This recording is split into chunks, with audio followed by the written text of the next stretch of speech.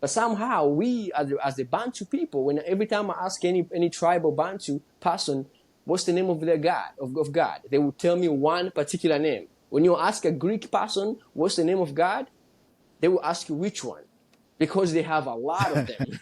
but in Swahili, if you ask a Swahili person, what's the name of God, they will tell you Mungu. If you ask someone in Congo, they will tell you Nzambi. If you ask someone in Zulu, they will tell you one name. We don't have many gods. We have one supreme creator, and that's exactly how the Bible aligns. And the one thing about that made me quit Islam was the idea that I have to pray to God in someone else's language so God can hear me. That particular point never stood with me. And then that I have to face a certain direction that's Saudi Arabia. I have to face Saudi Arabia for God to hear me. Every Muslim, wherever they are, all around the world, they have to face a particular direction for God to hear them. And so the question was, who am I really praying to? If God is, everything that we believe is omnipresent, omnipotent, everything that we believe that God is, is above everything, is the creator of all things, including me too, if actually they believe that I'm human, that would mean that God will be able to hear my language. Why do I have to speak all this, to recite all these Arabic words so that God can hear me? And so those questions were never answered. This is where when Bible talks about they spent 40 years in the wilderness, they went 40 years in the desert. There's no desert that goes, there's no space for a desert that people can spend 40 years from Egypt to the Middle East, to modern Israel. The Israelites went up into the Sahara Desert. That's the wilderness where they spent 40 years to come into the Promised Land.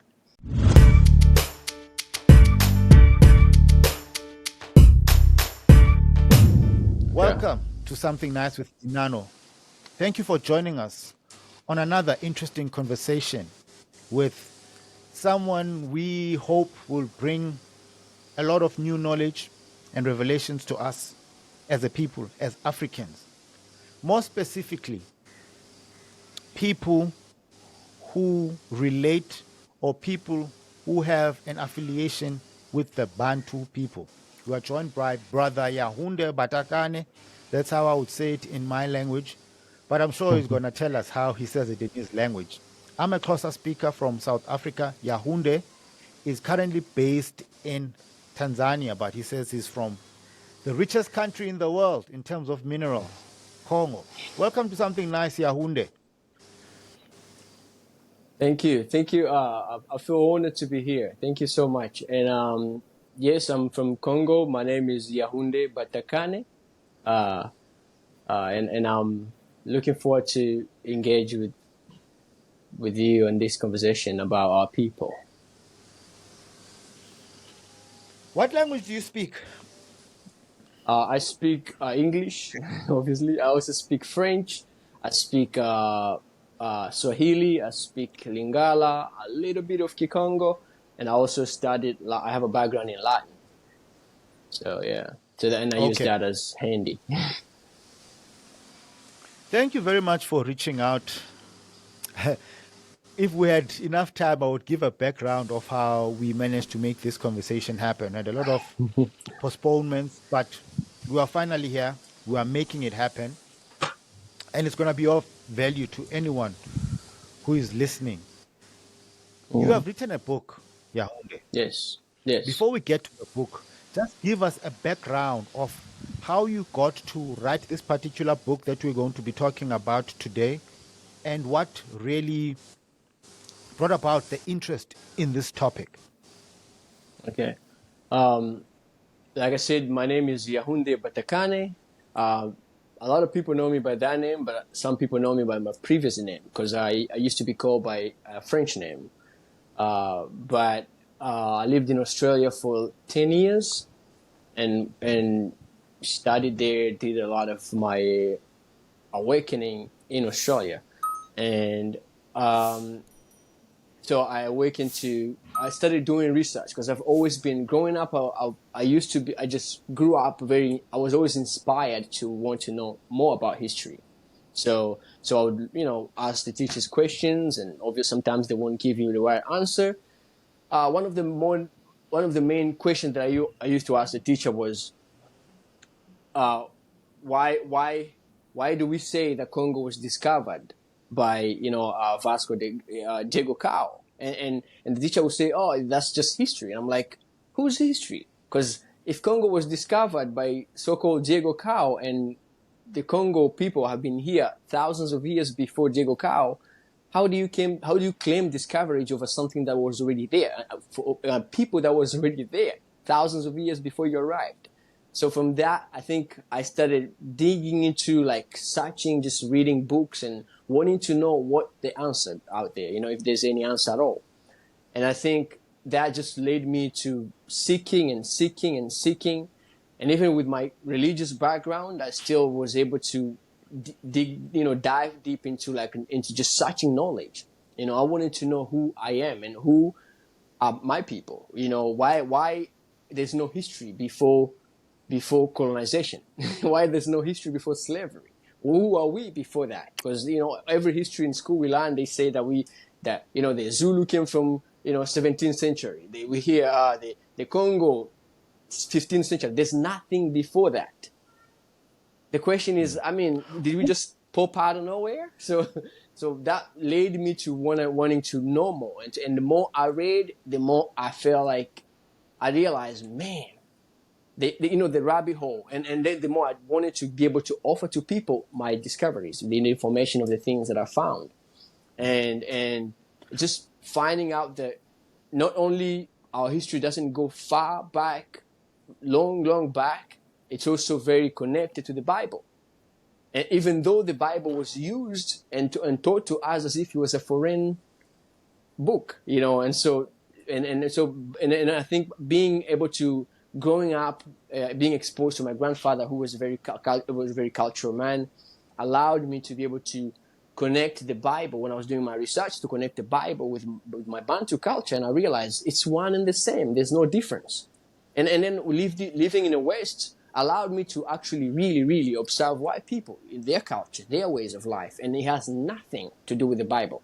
Nothing. It's literally, it's the opposite. We all studied Greek mythologies and Roman mythologies, and we know for a fact these people are monotheism by nature. They have always had many gods, like so many of them even demigods. But somehow we, as the Bantu people, when every time I ask any tribal Bantu person, what's the name of their god, of God, they will tell me one particular name. When you ask a Greek person, what's the name of God, they will ask you which one, because they have a lot of them. But in Swahili, if you ask a Swahili person, what's the name of God, they will tell you Mungu. If you ask someone in Congo, they will tell you Nzambi. If you ask someone in Zulu, they will tell you one name. We don't have many gods. We have one supreme creator, and that's exactly how the Bible aligns. And so I think another factor, yeah. Where did these questions and this research take you? Where did you start, and where are you right now with this quest to find this knowledge after not getting satisfactory answers from your teacher? So yeah, obviously I was born in Islam, grew up as a Christian. So I left Islam, I joined Christianity because I was always that curious child that wanted to know what was I following. And the one thing about that made me quit Islam was the idea that I have to pray to God in someone else's language so God can hear me. That particular point never stood with me. And then that I have to face a certain direction that's Saudi Arabia. I have to face Saudi Arabia for God to hear me. Every Muslim, wherever they are, all around the world, they have to face a particular direction for God to hear them. And so the question was, who am I really praying to? If God is, everything that we believe is omnipresent, omnipotent, everything that we believe that God is, is above everything, is the creator of all things, including me too, if actually they believe that I'm human, that would mean that God will be able to hear my language. Why do I have to speak all this, to recite all these Arabic words so that God can hear me? And so those questions were never answered, and every time every question that wasn't answered led me to ask more and more, and so Islam didn't really work. And so I at very early age, I think I was like 14 years old when I stopped actually being a Muslim. And I was young. People at that age don't really ask questions as much as I was asking, because I was very curious. I mean, my dad put me in madrasa, which the Muslim classes of Arabic, and from that he understood that I was very curious child. And so from that went into Christianity. Christianity was probably a little bit of freedom. But then when you're in Christianity, there's questions as well. There's why Jesus. When you're baptized, they have to give you a French or English or Latin or any other names. And for me, it was the question of, why do I need to become anything other than what I am? And then, because I've always been grounded on identity, on nation building. And you can't build a nation based on someone else's culture. And that's what Christianity was to me. The more I grew, the more I realized all these names, John, Patrick, Mark, Bob, why are we called by these names? And then the funny thing is, when you just take a step back into history, it hasn't been long since the last time we were enslaved. I mean, colonized. That's a new term.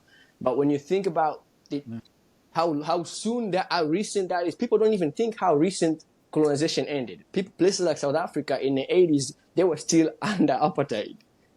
So it's a very recent time, and the mental programming is still very deep in people's minds. And I'm saying this actually to acknowledge the fact that South Africa is one of the most inspiring countries for me, where people are very proud of their names. You find there's so many South Africans. Yes, they're the modern, maybe the younger generation that's trying to go into the trend of, globalism. But the average South African has their tribal name. And the fact that you asked me a question why Congolese people don't have an accent. I think I actually love the fact that South Africans have an accent because it shows that they are rooted in their traditions, in their language first. A South African would be speaking English, but they will still mix it with Zulu, Xhosa, Ndebele, whatever language they come from, background they come from. And so I think for me, I was, from a very early age, I was really programmed to not see the importance of those things. And so I speak Swahili, but I have my own tribal language, which I don't speak. I can understand a few things, but I'm not able to, because my parents, I was born Muslim, didn't allow me. They didn't see the value in it, So that's back to the story of why. So I changed my name when I awakened. I wanted to become me, and then when that search for me, that's when I started connecting the Bible. Reading, because I was a very good Christian when I became a Christian, and I followed the Bible, I followed the Torah, looking at just the message of the Bible, of discipline and commitment and seeking of truth. And so I started seeking and searching, and the Bible was for some reason connected actually more with my tribal or my ancestral to my traditions more than any other religion I've ever been part of. And so I started to ask the questions, why do we, because in my culture, we practice circumcision as a culture.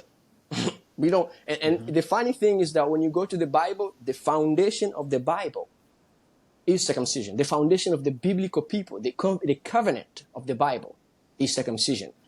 Everybody, Abraham, Isaac, Jacob, for them to be in line with the Most High, with the creator of the God of the Bible, they had to be circumcised. Now, the interesting part is that Bantu people traditionally just practice circumcision. In my tribe, actually, growing up, we had issues with tribes like Nilotic tribes that don't practice circumcision. And the funny thing is that we would laugh at them for not being circumcised. And we see them as lesser men because they were not circumcised. And it's interesting how the Bible uses the Bible narrative is the exact same way. And in my own language, we have about 7 words for circumcision. Circumcision is literally a rite of passage in our tribes. Now, the interesting part is that when you look at the other side, the people that we've been told that these are the people that brought us a religion or the Bible, they don't have circumcision as a tradition.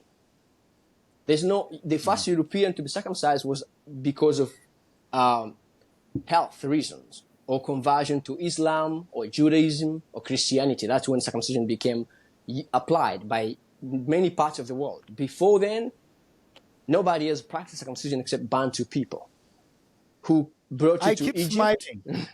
Yeah. Yes. Yeah. The who brought it to Egypt and yeah.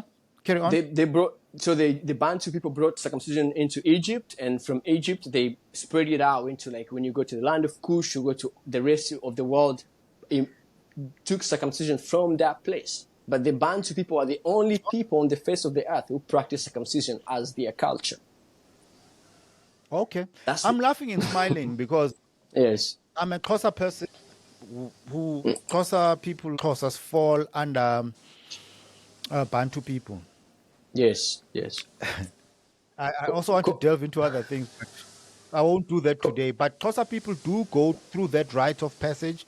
In Xhosa, we call it ulwaluko, which can be translated as circumcision, where you go from being a Yes, boy to being a man. to being a And these man. things that you are Yes, raising, we laugh at other tribes or other peoples, even within the yes, Bantu, within like ourselves. Amazon, Yeah, go for circumcision as Xhosas would go.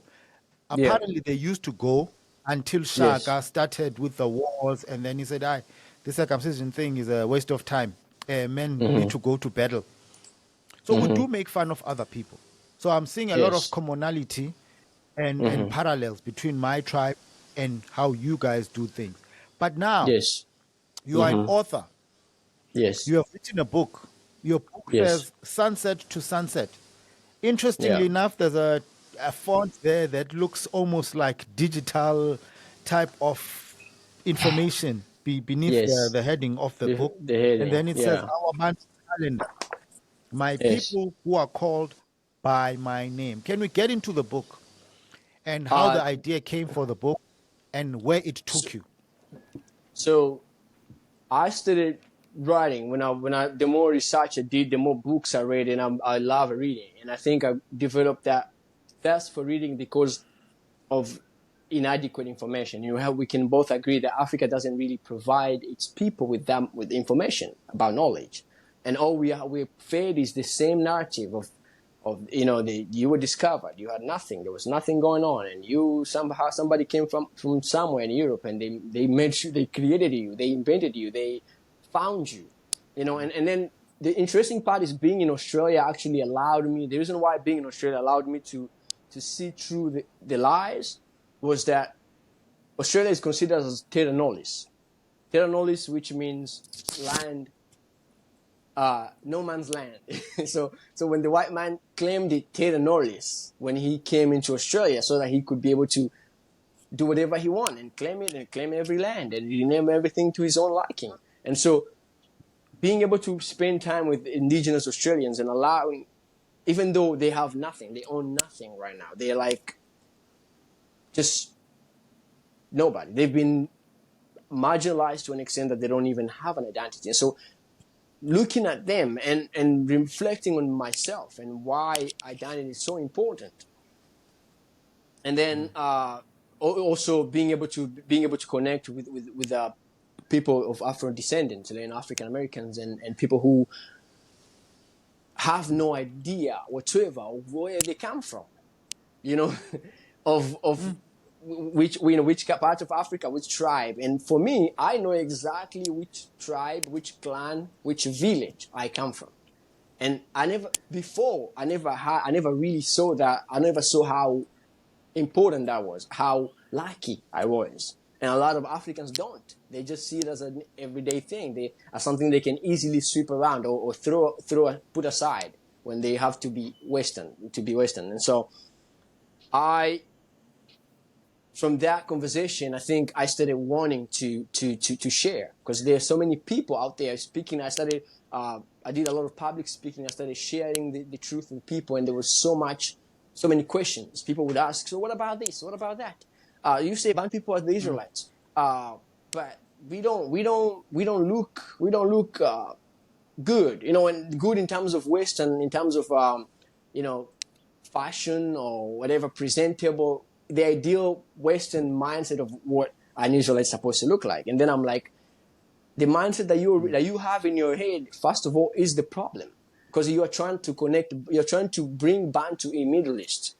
You're trying to bring Bantu people in the Middle East, and you're trying to have them speaking a language that they don't speak. And so there's been a great awakening going around about black people being the Israelites. I've got almost over 10 books of Bantu people who are writing their own history. I mean, black people, about them being Israelites. Now the question of that is that the awakening is so global. There's so many people coming to this realization. Many Bantu in Africa too are waking up to the same truth. But the interesting part is that a large number of these people are walking into Judaism, because that's where that's the familiarity. Everything is with Judaism is comfortable. It's with the Jews. Or since you're the Jews, the land of the one sister must be Israel, modern Israel. Since that's the land, that means Yiddish is probably your language. But then when you start to sit, for me, sitting back, and I'm like, well, I'm not from Middle East. Yes, my ancestors have lived in Egypt, but I'm not from there. There's not even archaeology evidence to prove that the Israelites were in the Middle East. That's why Egyptologists can't find any evidence of anything in that region. But there's evidence of Bantu people in Egypt to this day. The word Bantu, you find it in hieroglyphs. The BTNU. Come again? Tell us about this research. Tell us about this research. Where has it taken you? And what has it shown? Give us facts that you have come up with that could convince someone who does not believe this narrative, or who says, this awakening. You'd probably hear some people say, this awakening is from the devil. Israelites are those light-skinned white people that occupy that land currently known as Israel. Is that land Israel? Where is Israel? Is Jerusalem in the Middle East? Where's Jerusalem? Who took part in the Exodus that left Egypt to travel in the desert for 40 years? Take us through what you've come up with. Well, thank you so much for that. And I think the question, that exactly what you asked, people are used to white people as being the Israelites, because that's the state. But you have to go back. You have to take a step back and look into history. First of all, in terms of land, before we have the land of Israel that we have today, the official land of Israel that we have currently, we all know that land was set up by England, by the UK, the British government and the United States. And before 1948, there was not Israel in the Middle East. That land was all just Palestine. And Palestine comes from the word Palesti, which is a branch is actually a descendant of the Egyptians. So that region is part of ancient Egypt. That's why you still find monuments that look like pyramids in the Middle East to this day. Now, the interesting part is that when you read the Bible, when you read the book of Genesis, the Bible literally tells you where Abraham went. The Bible tells you that Abraham went up from Egypt into the land of Canaan. I remember Abraham was from the Chaldean, and he left the Chaldean, he went into Canaan, and then from Canaan he went into Egypt, and then from Egypt he came back into Canaan. Now the Bible says that Abraham went up from the land of Egypt into the land of Canaan. Most people don't ask themselves why is the Bible saying went up? And because again, it's what will blow your mind is that the map that we use right now, the geographical map, the official map that we have is actually upside down. Why am I saying that? When we talk about up, when the Israelites say they went up, the map was done from, it was up, it's supposed to be low. Why am I saying this? The basic example is Lesotho. Lesotho is called the Sky Kingdom. Lesotho is also called the highest altitude land mass altitude on the face of the earth. So, what am I saying? What I'm saying, that South Africa is actually geographically, South Africa has not just South Africa, all of sub-Saharan Africa has a higher altitude than Europe and Middle East and even Egypt. So it makes sense that when the Bible says that the Israelites went up, or Abraham went up into the land of Canaan, that he was going up. When somebody's going up, we know he's going towards a land above that has a high elevation. That's when you're going up. The Bible says also when the Israelites left the land of Egypt, during the Exodus, that they went up as well. You can't be going up into modern Israel, because modern Israel has a very lower altitude compared to even Egypt itself. So going into modern Israel will be going down. Coming into sub-Saharan Africa will be going up. Now the other factor is when the Bible talks about how the Israelites spent 40 years in the wilderness. You can't spend 40 years in the wilderness when you're going from Egypt to the modern state of Israel. We all know that leaving Egypt, going to Israel is probably like 6 hours of walk. I mean, the Bible gotta be a joke for actually anybody to believe. Is the distance that small? It is that small. It's bordered. You know, modern Israel and Egypt are bordered. There's nothing. It's kind of like Congo and Rwanda. It's right next door. You can't be. And then the other factor is, so it makes no sense that the Israelites spent 40 years in the wilderness. And remember, what's the word wilderness? The word wilderness represents desert. So if the Israelites are you saying the Bible is a joke? Are you saying the Bible is a joke when you're trying to explain that distance between Egypt and the land currently known as Israel? That's the confusion. So people will tell you that because of that misconception, that the Bible is not true, because the Bible is full of fairy tales. But I will tell you the Bible is not a fairy tale. The Bible is true, but it's just that we are looking at the wrong direction, at the wrong place, at the wrong people. The Bible says that they went up. Up from Egypt is sub-Saharan Africa, not Europe, not Middle East. Secondly, they spent 40 years in... Come again? Where are you getting all this information? It's all in the Bible. By the way, yes. By the way, this issue of 40 years in the wilderness, I've asked this thing. Yes. From the church I grew up in, and the church I still go to, the Seventh-day Adventist Church. Yeah. Okay. And one of the answers I had received was that, no, God was trying to soften their hearts because they had so much unbelief, so he kept them in this desert going around and around. But I'm saying it still doesn't make sense that short distance would take 40 years. 40 years. It makes no sense. You can agree with me that any Christian that tried to think logically it would make no sense that people would spend 40 years crossing a border. Now, the most important point here that the Bible says in the wilderness, which means a desert. Now, the largest desert in the world, where do we find this? The largest Sahara. desert in the world is the Sahara Desert. Where is Sahara? Right here on this continent, in Africa. Sahara is on the continent, right? Right below Egypt, going all the way, all northern Africa is all desert. It's all Sahara. It's all dry and nothing is growing. Now, this is where when Bible talks about they spent 40 years in the wilderness, they went 40 years in the desert. There's no desert that goes. There's no space for a desert that people can spend 40 years from Egypt to the Middle East to modern Israel. The Israelites went up into the Sahara Desert. That's the wilderness where they spent 40 years to come into the Promised Land. Now, and this is basic logic. When you really think with your mind reading the Bible. You're saying it's basic logic, but you're bringing new information. But it's not. A lot of people. Yes. On my side, I've heard this thing of the orientation of the earth being upside down, and some arguments say if you are in outer space looking at the earth, there is no up or down or north or south from the perspective of someone who's in outer space.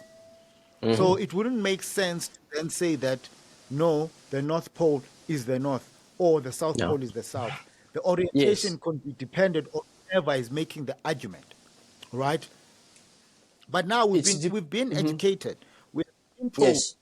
by science, by the so-called educated, that no, north is where Greenland is, south is where Antarctica is. But you Right. are bringing in new information.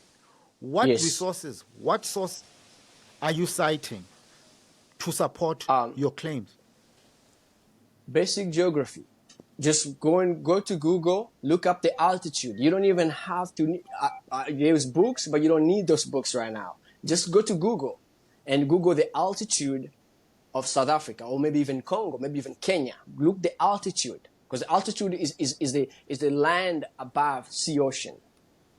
You will see, and then Google the altitude of Egypt and even modern Israel. Altitude of modern Israel doesn't even go above 100 kilometers above sea level.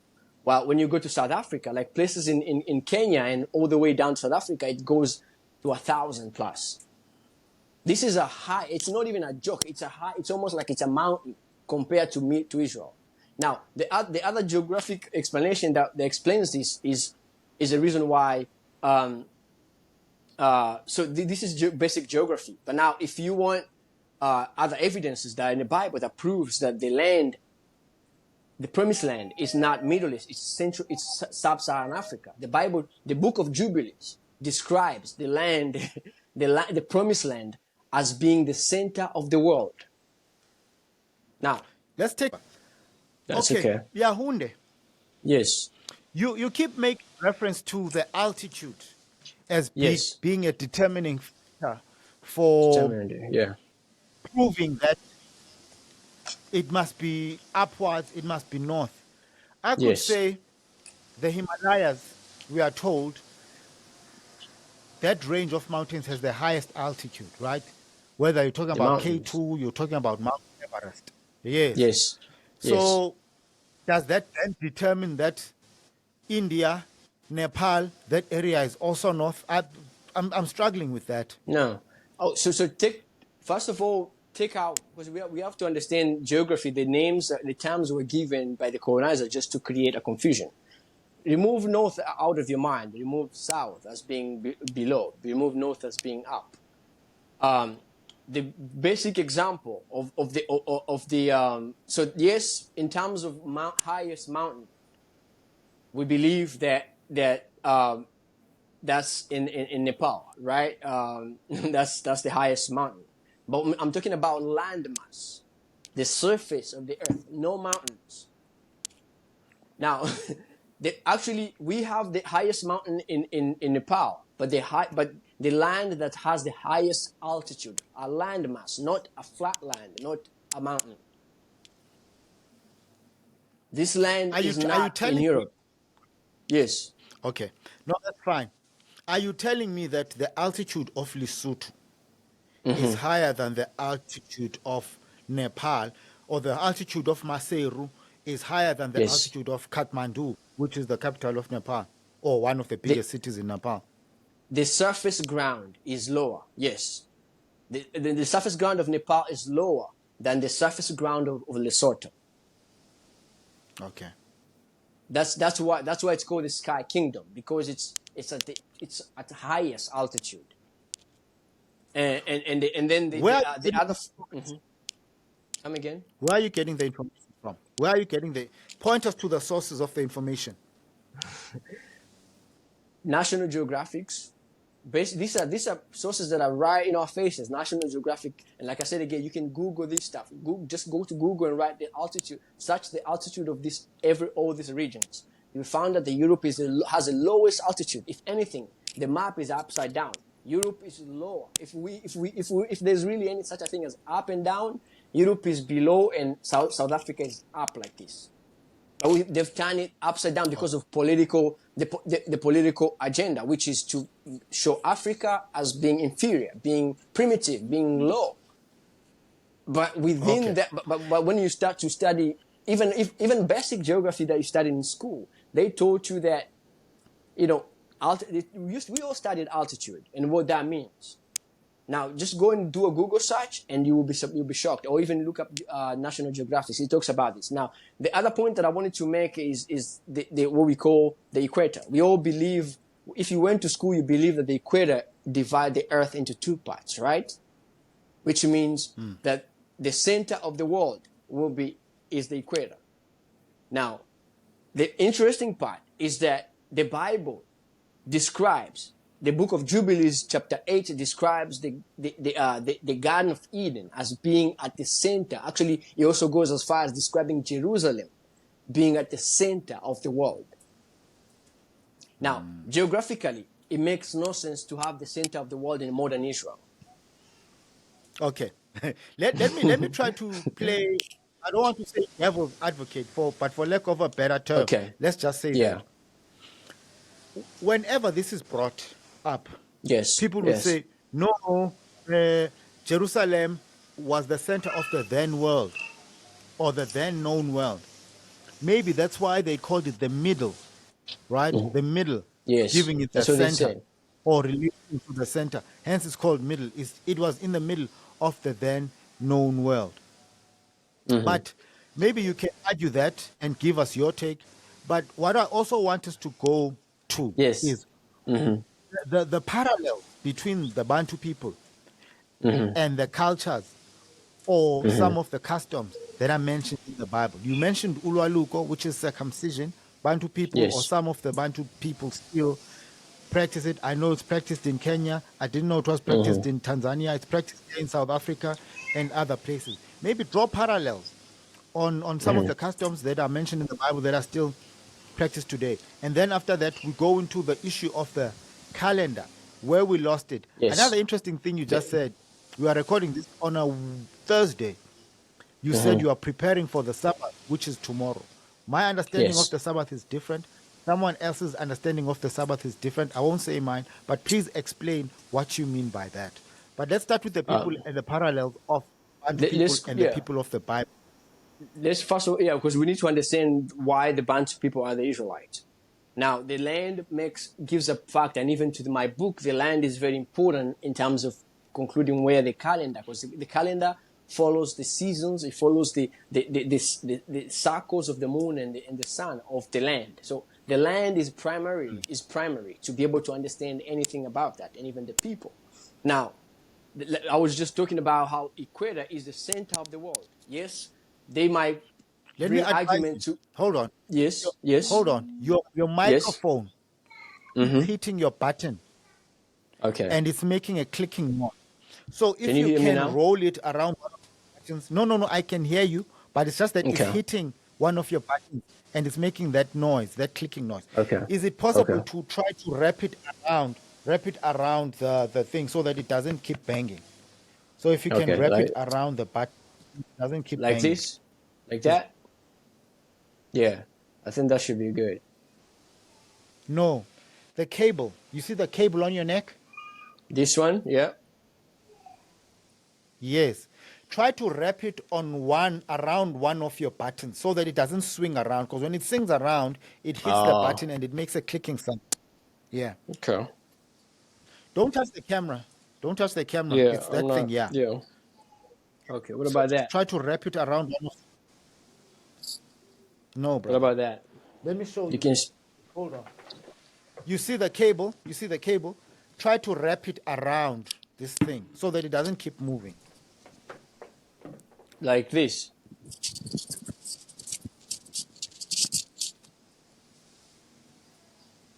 Yeah, let's try that. Okay. Carry on. Can you hear me? Sorry to disturb you, but that's okay. I can That's hear okay. you. Okay. Yeah. So we're talking about the equator.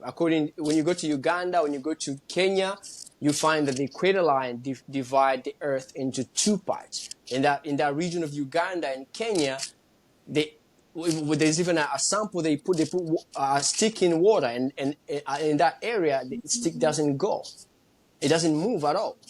But when you cross a little bit outside into the south, the sticks move, and you cross a little bit up into the north, the sticks moves. Now, we know that this is the heart, this is the center of the world. That being the center of the world alone defines the Jerusalem.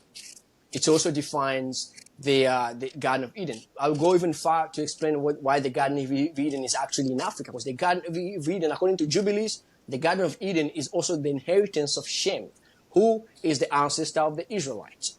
Now, interesting enough, let's provide Jubilee, context. Okay, Jubilees chapter 8, yes. hold on. Take this thing off. It's now making another scratching sound. Let's go back to how it was. Okay. Now, the book of Jubilees is a book in the Apocrypha, correct?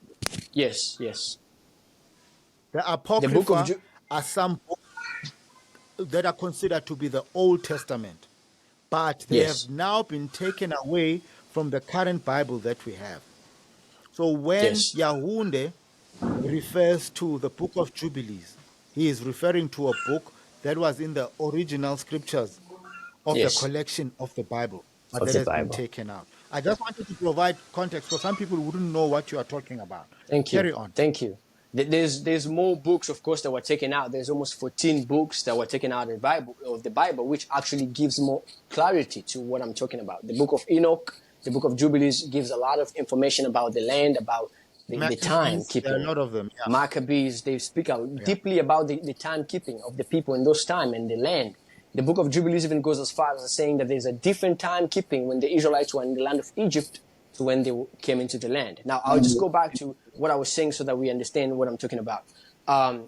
So by this concept already of the center of the world being the equator, we already know that the land, Jerusalem is not supposed to be in the middle, it's supposed to be in the heart of Africa. Now, the third point is this. Eden. We all know if the evolution of man, if you read any the history of human evolution, one of the most simple book you can get on the internet, it literally gives you where man first evolved from. This is basic science. We all believe that the first humans were in sub-Saharan Africa, in the area around Ethiopia, Kenya, Tanzania, East Africa. That we believe that's the cradle of humanity. That's where humans evolved from.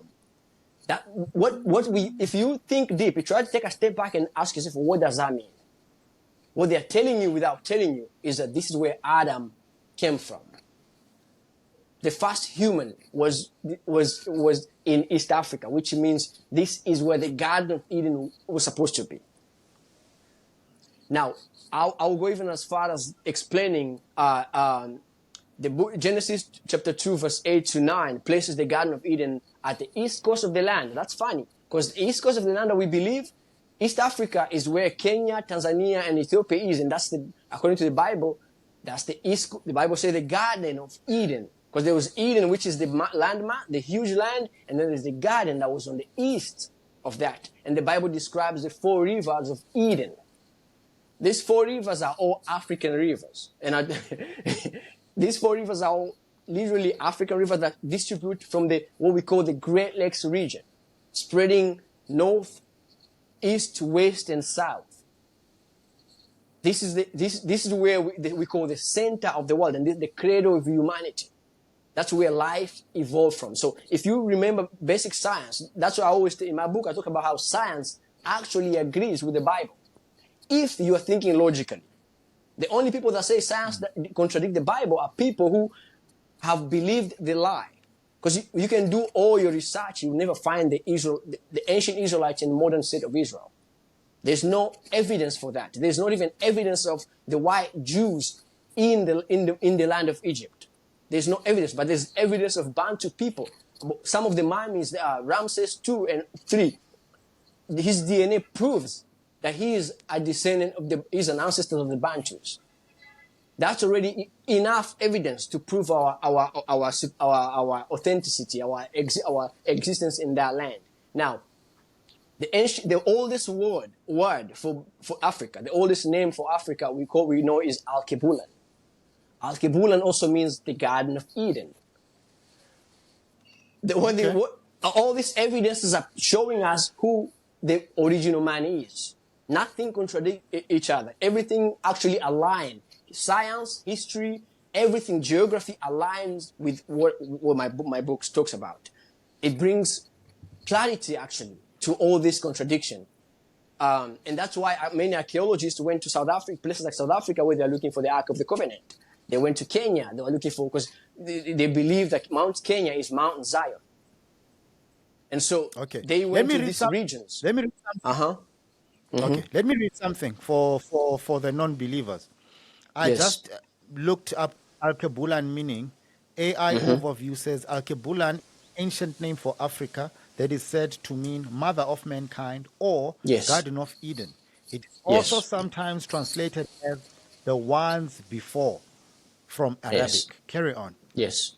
Yeah. So that, with that concept, basic concepts like that, we're supposed to be able. It's supposed to be basic knowledge, but knowledge is not really common in this generation where everybody's programmed. We've all been programmed from, primary school all the way to university. We've been programmed to search information from people that that don't even have it. And that's why there's contradiction, or that's why people are claiming that there's not God, that the Bible is a myth, because they are looking at the wrong locations, they are looking at the wrong people. So my thesis is not to say that the Israelites, that I'm not in agreement with people who believe there's no the Creator, the Most High doesn't exist. I'm not in agreement with people who believe that the Bible is forgery, or that is a myth, because there are evidences in our Bantu languages. Now, you asked a question about the Israelites being, the Bantu people being the Israelites. First of all, it's clear that the Israelites in the Bible, that they were not white, and there are evidences to support this. One of the main examples that prove that the Israelites were not white is the book of Lamentation, chapter 4, verse 8. It says, their visage is blacker than a coal. Then they are not known in the street. Their skin cleaveth to their bones, and it is withered, it is become like a stick.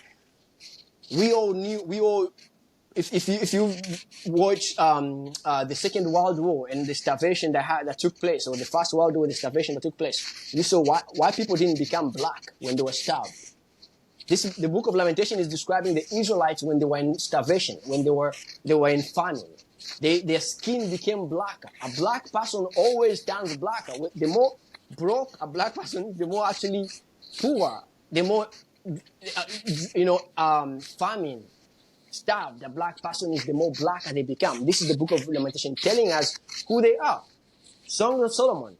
Songs of Solomon chapter 1 verse 4 to 5 says, I am black but comely, all you daughters of Jerusalem, as a tent of Kedar. If you Google tent of Kedar, they're the blackest you can get. This is this is describing the Israelites. The Song of Solomon itself is telling you, I am black. If Solomon was black, that means that every descendant which Jesus came from was black. That means David was black. That means Solomon's ancestors were black. Now, I can even go as far as saying if Adam was black, because science believes that the first humans was taken out of Africa. If Adam was black, that proves that Adam's descendants are supposed to look black first, unless they experience a mutation. Hold on. Wait. You know? That sound, Yes. that microphone is rubbing against your shirt. Can't you hear it on your side? No, I can't. What So about just now? try to move this. I'll hold you with my hand like this. Go on.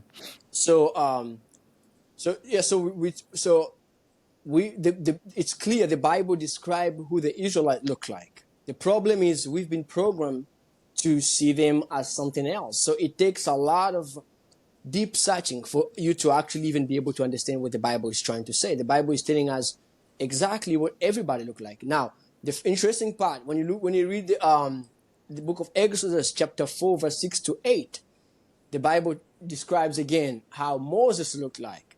Because remember, Moses was in Egypt. Before we even talk about the Israelites, we have to talk about the Egyptians. The Egyptians were black. There's evidence to this. There are books that prove that if you read the Nature Knows No Color line, describe the Egyptians as black. Even Herodotus described the Egyptians as black.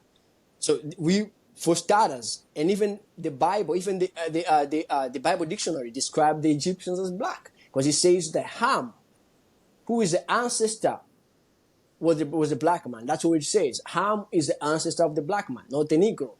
That shows you already that the Egyptians were black, because Egyptians come from Misrahim, who is a son of Ham.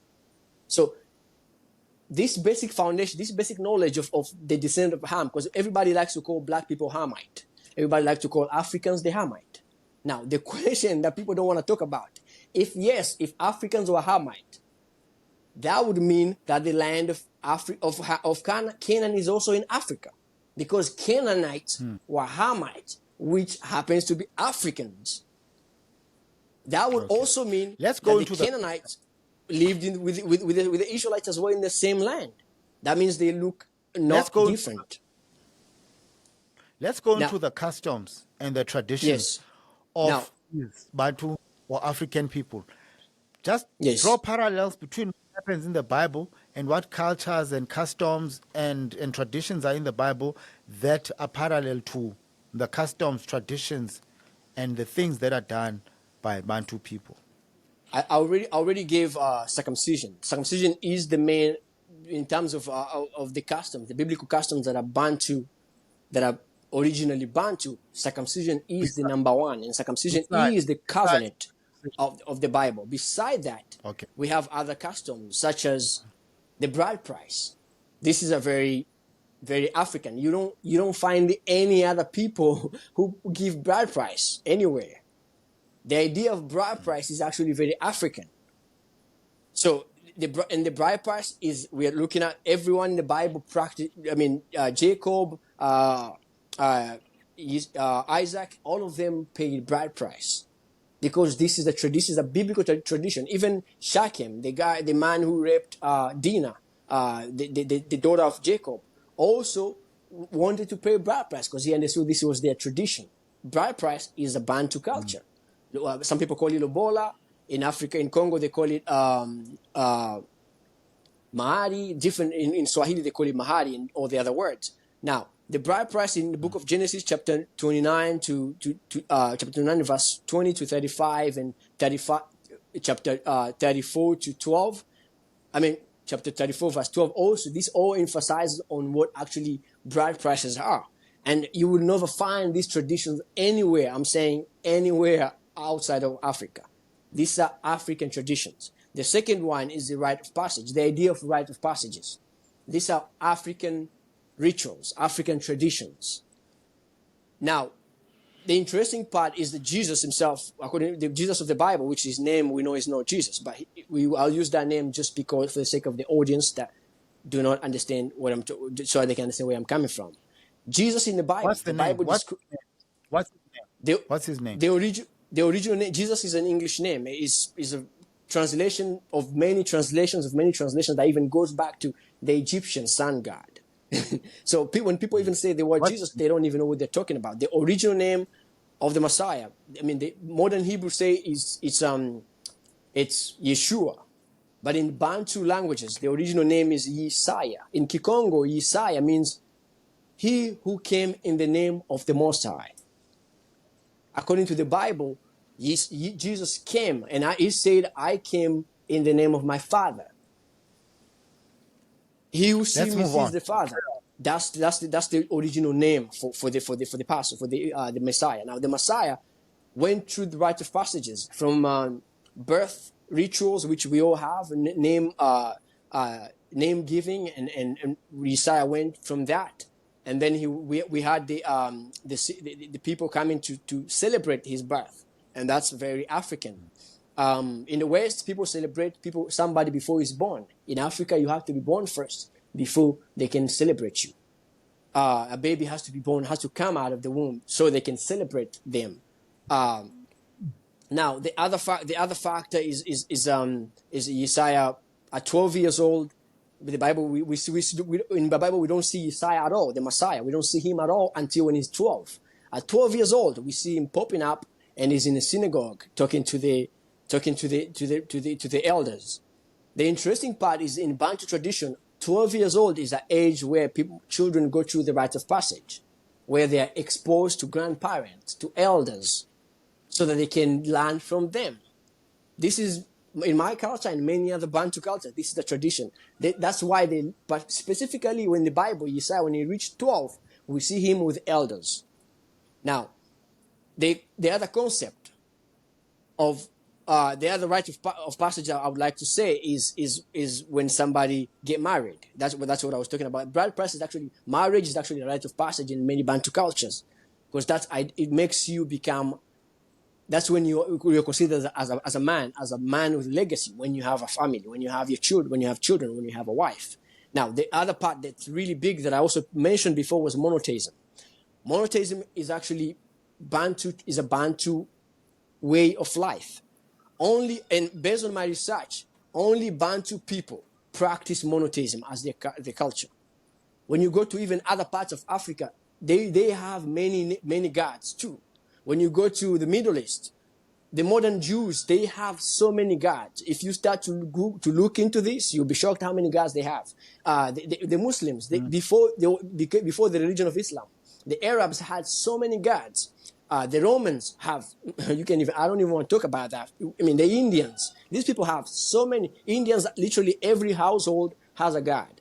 So, so we are talking about a culture of a people. And I was, before I say that, I would quote Ngugi wa Thiong'o, who says that language is a career of a people's culture and spirituality. So understanding the Bantu language identify one creator, male circumcision, is already telling you that this is their culture, this is their spirituality.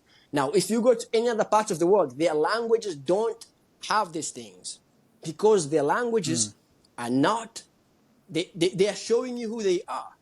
Linguistically, they are showing you these people are not from the Bible. Even the modern Jewish, they are not from the Bible. That's why they practice Judaism. They are converts of a religion. Now, Okay. when you go to the other naming, the other ceremony is the seclusion. Before we go to another chapter, I just want to talk about seclusion.